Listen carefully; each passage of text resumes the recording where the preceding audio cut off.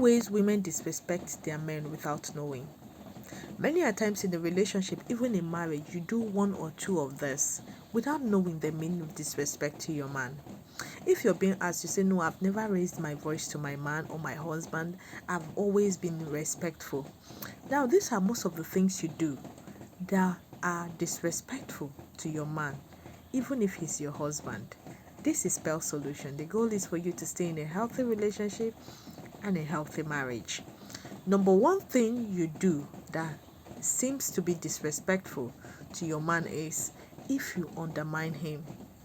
If you undermine a man is when you don't believe he makes good judgment. You don't believe in his decision making. You don't even allow him make decisions. You feel you make better decisions than him. Now, if you're in a situation like this where you feel your man cannot make better decisions than you, the only thing you do is suggest for him how you feel that thing will be better if you guys do it that way. Because coming out to tell him, okay, no, we should do it like this, it means you've undermined him. It means you feel he doesn't have the capability or the capacity to lead you. You are now the driver, driving the relationship. If a man feels this way, he feels you don't trust him in a relationship. And every man wants their woman to trust them. For him, it is disrespect. Second thing you do that make you disrespect your man without knowing is telling him to do tasks, telling him how to do tasks. Always understand that the way you do things is different from the way your man do things. Allow him do things the way he feels he can do them. Allow him do things the way he understands best to do them. Don't make him feel, oh, this thing you're supposed to do it this way, do it that way. Your man feels you're trying to control him in that relationship. So it seems like disrespect, or it is disrespect for him.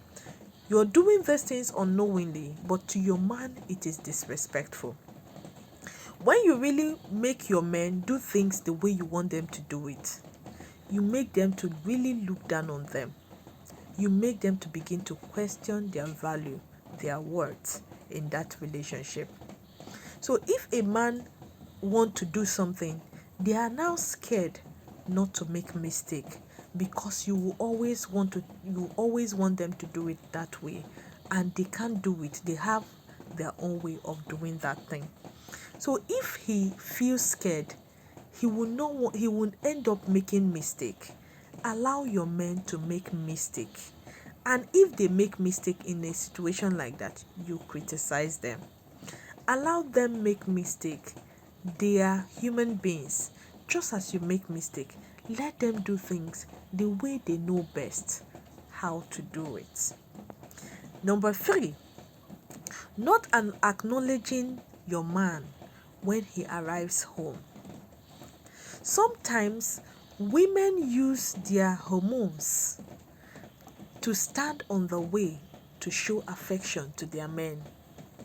They use their hormones as an excuse not to show affection or not to be affectionate to their men. When your man comes back home, leave whatever you're doing to welcome him at the door. Even if this one is difficult for you to do, at least when he arrives, if you're busy, leave it, go meet him, welcome him. Welcome. It makes your man feel very happy. But if you don't do this, it makes him feel unappreciated. And when he feels unappreciated, he feels disrespected by you. That he comes back, you're always busy with what you're doing. You don't want to come and at least welcome him back. At least let him feel at home.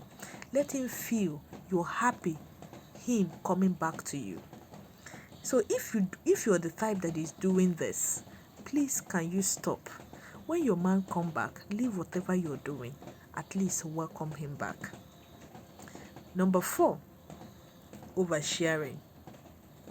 Sometimes you say, oh, I have a bestie, I have my mom, she listens to me, my dad listens to me, my siblings listen to me. Yes, they listen to you, but there are things about your man you're not supposed to share. When you share the things your man tells you in confidence, that is private, you begin to share to your friends, you begin to share to your mom. Are they not family members? That is what most of us always say. They are family members, so they are supposed to know. It is not everything about your man your family is supposed to know. When you overshare things your man is doing, that is happening in your lives with your family, your friends, whoever, it means you've disrespected your man. It means you've gone out of your way to do things that really hurt your man. If you are the type that is always oversharing, anything that happens in your home, you want everyone to know. Oh, this one is my friend, this one is my sister, this one is my brother, this one is my parents. You share everything. Your man sees it that he can no longer trust you in a relationship, and he feels disrespected because meeting those people, he doesn't know the kind of eye they will be using to look at him.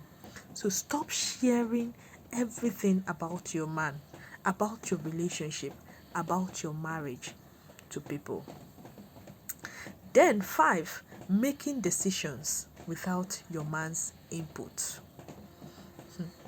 Sometimes you just wake up, you say, I want to go visit somebody, maybe they are your parents, siblings, whoever, without telling your man.